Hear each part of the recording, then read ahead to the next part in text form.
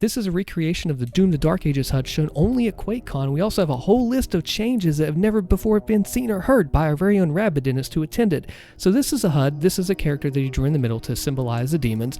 If you notice, the staggered targets are now highlighted in purple circles instead of orange and blue outlines. Now I first said, well wait, blue is far away, orange is close. Why purple? Well apparently you can actually glory kill from whatever range with the shield saw. And you can see the character in the middle here locks on to staggered targets for the shield saw charge, and this right here is supposed to be a saw meter, it says, but we'll talk about what else that actually is when we get there. Now at the bottom at the middle you see the status bar face just like classic Doom. You have the health and the armor. These are actually more to the center now instead of over off to the side like they used to be. Well, if these are in the center, it'll be a really nice angle and view to be able to see it as you watch the center of the screen for what's going on with the enemies. Now we look over here, we see the shield saw meter is going to be over at the bottom left where the health and armor would be now, so we can monitor that. It's going to have a lot of different uses. We'll talk about that in the video today, and it's going to be something, it's going to be used a whole lot in a lot of different ways. Looks like a blood punch style meter here, and then our weapon and ammo on the right with the 69. I totally got that reference there. So we see the whole HUD and the difference. There's a lot of changes mentioned as well. Now the combat in the showing is a little bit slower than what it should be, it seems like. Now the three markers that I showed you in the crosshair are going to be another version or extension of the blood punch or the punch meter. Now there were two new Slayer weapons revealed, a single barrel shotgun and a super double barrel plasma rifle, he says, that zaps enemies near its target. And he said that the plasma gun looks like a fusion of the Quake 1 nail gun and the accelerator that we already saw before, which was basically the Dark Ages plasma, and it includes an energy core at the center of the weapon. Now the big double barrel plasma gun with the two barrels are pretty far apart, so we can already see from this that we're going to have a punch, it's going to be a melee, it's going to be different kinds of melee, and we'll talk about that in a moment.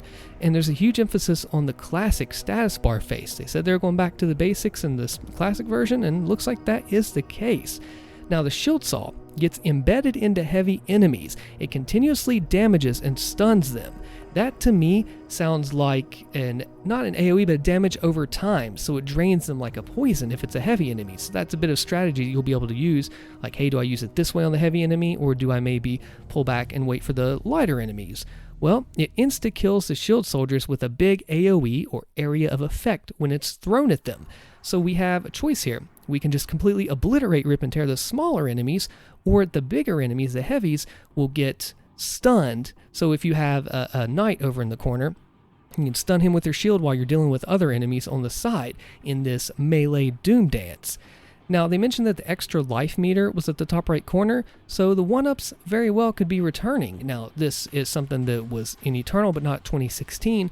I would like to see maybe fewer 1-ups out on the field. There were 51 in Eternal, 54 total with extra life mode. So I'm curious to see how those are put in there as well. The green projectiles can be reflected back at enemies by parrying them. So just like we know with the Marauder green light, now don't worry here, I think this is going to be something different. When the Marauder flashed his green light, we knew that, hey, this is our chance to strike, until you got some of the crazy moves that other people found out. So this looks like if there's a fireball coming at you, you can knock it back at them like the Dusk Scythe weapon if you've ever messed with that, or the sword in that game, which is really cool. It gives you a chance to time things and knock them back at them. The Dragon and the Atlan are not one-and-done game mechanics. They might be encountered multiple times across the campaign or have a constant presence. I'd also heard from another source that there were like vehicles at the regular, maybe not the regular, but they were in combat. So we'll see how that happens.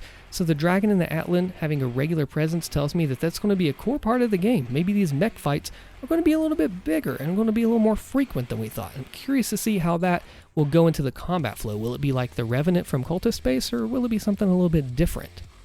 Now, there is footage of Doomslayers seamlessly boarding the Mecha Dragon from first-person view, on-foot gameplay by jumping onto them as they fly.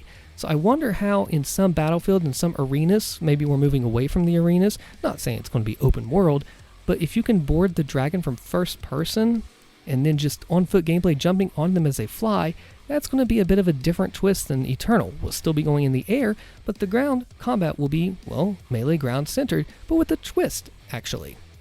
Now the Atlan's not just going to be pure melee, it seems. It is a giant double chain gun, in addition to fist. It has its own HUD face, so when we get into these mechs, We have a double chain gun, which will be ranged combat, but you have a fist, a melee type, and a HUD, which tells me that something's going to be a little different there. Now this is going to be really interesting. See, Doom Eternal, it had some criticism with its resource management. I like it.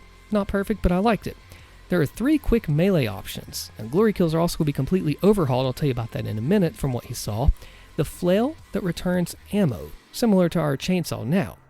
You have a punch that deals chain lightning similar to the super plasma gun, and then a mace that they didn't see them use. So it sounds like your melee, as with Eternal, is going to be the way that you get your resources back. The flail for ammo, the punch for chain lightning for something, and then a mace, interestingly enough, which I thought we saw in the trailer. Now Hell Knights can have their arms removed, so adding on to the destructible demons, maybe it's not only visual, like, oh, they lose chunks of their skin.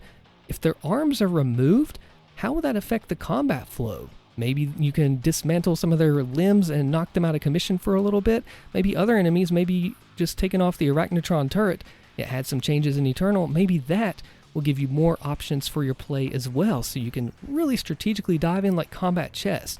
Maybe this will be more complex than people originally thought. Now, glory kills, completely overhauled. No longer have a dedicated animation. Now, we saw an animation in the trailer, but this could be definitely different. The staggered enemies, as we mentioned, have a purple circle and can be charged into with the shield, killed with any of the melee weapons above, and seem to be more vulnerable to ranged options too. So when you stagger an enemy, you have a lot of choices you can do, and you have a rush into them, or you can maybe get them from a range. And what's interesting too, the Atlan can also perform these glory kills, so we have a reimagined GK system. One that will be similar to what we already know, but different enough to feel new and fresh. The new demons were looked at as well. Now, they saw the big, strange Octobrain guys in action, which is a Duke Nukem 3D enemy. It's a gigantic brain evil creature that were firing blue projectiles. And a new, big, quad-legged cybernetic demon that's very red. And Arachnotrons seem all fleshy now, which kind of makes sense from a lore perspective because this is before the UAC got a hold of all the demons and made them cybernetic. Remember, these are the Dark Ages. So I wonder how these colors, the blue, the red, will come into play. Now, maybe they show different things. You know, Eternal was very color-filled to show you what you needed to know when you need to know in the battlefield. So wonder what blue projectiles mean. Maybe they mean you can't parry them. And a big red enemy, maybe that's just something different. Wonder if it has to do with strengths and weaknesses. Some level design and art style bits remind him of Doom 2016, especially what seems to be the Mars landscape and a cool blue room that looks like the darker parts of the UAC labs. Now, we do know that the official trailer's confirmed to be pre-alpha with placeholder assets, so I would also really like to see a return to form of the horror vibe that Doom 2016 has. I was listening to some of the music recently and putting in a video, and it really shows you how dark and foreboding and ominous that feeling is, and I miss it in Eternal as much as I love the game. That dark, creepy feel of Doom 2016 that you can't just get that feel from render modes does need to come back, and this is a really prime place to do that. Less arcade, more grit. The stand your ground combat seems much slower than the previous games with more focus on parries and guarding. And again, remember the footage is actually a little bit slower than what it will be on release, but this is not necessarily going to be Doom Souls, it's going to be Doom the Dark Ages. We've seen other things too, like a broken bridge, the Slayer throws a shield and air dashes onto it and surfs across the gap. And we've seen a lot of other things, like encountering other flying demons in the sky when you're traveling around on your dragon. Now, a few people on Reddit are thinking that we're maybe not going to get this in the public because it was an expanded copy of the official trailer, so maybe they're just going to improve upon the gameplay before they release it out for the rest of us to see, and this is just a small little treat to show QuakeCon folks. Check out my other Dark Ages video here and come in the Discord if you want to see all this info and talk about what we talked about today. Thanks for watching.